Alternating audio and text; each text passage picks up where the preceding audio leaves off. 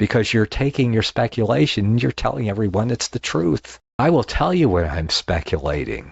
I think it might be a speculation when I say that World War I and World War II fit the description of the seventh vial being poured out. So my own belief is that the seventh vial was poured out.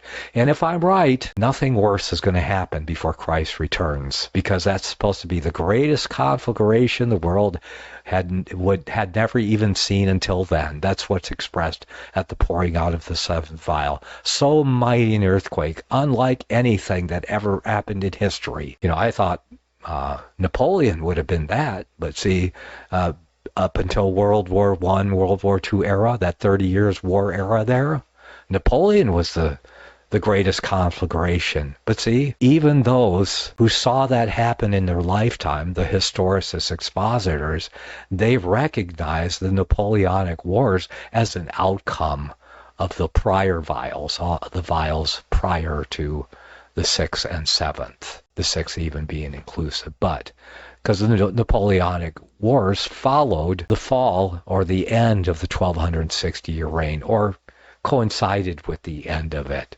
if you take the end as gradual beginning and a gradual end rather than having a pinpointed date, because we're mere mortals. Maybe God has a date pinpointed, but it seems to be an era of a gradual beginning and a gradual end. We see that things happen gradually anyway.